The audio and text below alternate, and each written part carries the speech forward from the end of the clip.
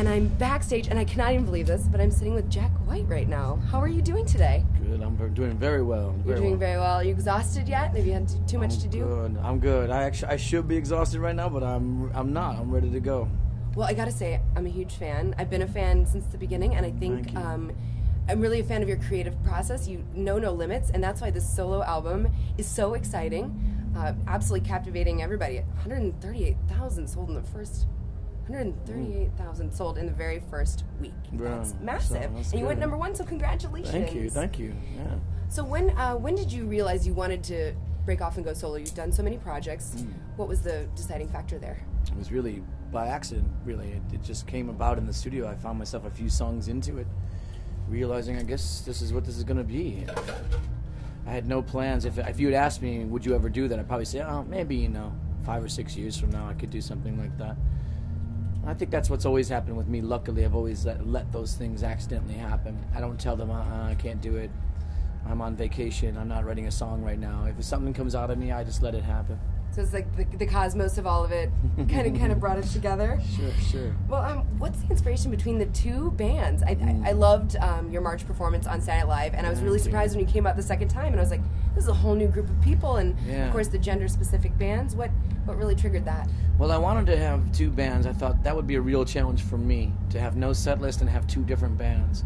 And I started to think, I don't think the crowd would know if it was two mixed gender bands, mixed race, mixed age, whatever bands. Nobody would notice. They would say, oh, I think that was the band I saw him use last time or on TV or something like that.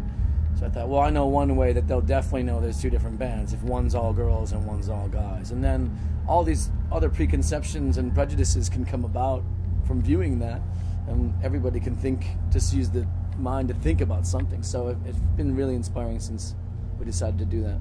Have there been many challenges with taking two groups out? I know that the economy is not really where it used to be, so it's very expensive. Taking kind of a risk there. Very expensive, and it's not the smart business move for sure, but it's worth its weight in gold because of how inspiring it is to me and to the musicians involved. I think any one of those guys could just be a session musician if they want to and not give a damn about what's going on, but I think very quickly they got involved in what we're doing and are so dedicated to it, and it's such a challenge to them that they've risen to it. So that makes me feel good just to see other musicians challenged. That inspires me, to see that. Now, you said one of your members, or one of the people who worked on your album, is from St. Louis. So how did you find all these people and get them together? How did that come about? Yeah, Pokey Lafarge and his band, South City 3, they came in to do a 7-inch for my record label, Third Man Records. So I produced a couple tracks with them. And I started working on some songs for Blunderbuss, and I thought, I could really use their singing on these tracks. So I asked them next time, when are you guys coming in? They were coming in very quickly, soon back to Nashville. So let's record when you get back. So they were the band on a couple of those songs I worked on, and I love them so much. So it's not a very long drive from St. Louis to Nashville, anyhow. No, it isn't. I'm from South City, so now we're all going to be real proud. Yeah, everyone's going to represent you're from our town. Yeah. You're kind of a citizen of the world. Is there a city where you feel most at home, or is there a city that attracts you musically and where you'd like to tour through and come to? I really love Vienna, but I never really get to play there very often. Beautiful. Yeah, it's a really beautiful place, and I've loved the shows I played there, but I haven't been there very often. And Nashville is really, really nice. Also love Tulsa. Do you feel, Nashville is such a home for music, do you feel that that's where the creativity really just kind of pours out of you? I think it just, because I built the structures there, my studio and also Third Man Records. Those are the buildings, that's where I go to work. So now that it used to be I would just rent them, I'd go into a studio and I was renting it for a week or two, and I worked in someone else's house, so now I have my own house. And that's way different, and I write differently, I record differently, perform differently now. Does that give you a lot of freedom to kind of explore where you wouldn't be able to before? Yeah, and it's good timing for me. I'm glad I did it now instead of 10 years ago, right when I could afford it. Maybe it probably wouldn't have been a good idea. It was a good idea it was a new boost for me 10 years in to take on a new life like that. Well, you've mentioned now that you have your own studio, and you've mentioned Third Man Records. You've clearly been touted in the media as a workaholic. How do you manage to kind of balance tour, albums, family, just in general, everything. How do you balance all of that? I think I gave up a long time ago. I just decided if you're going to call yourself an artist or a musician, it's not a lottery ticket to say you can just relax and party all the time.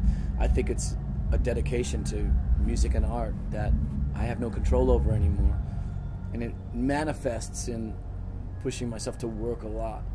But it's not me sweeping up and washing windows at 3 in the morning. It's me writing all the time and making myself use my brain. And that's something that I lost control over a long time ago. I gave myself over to it.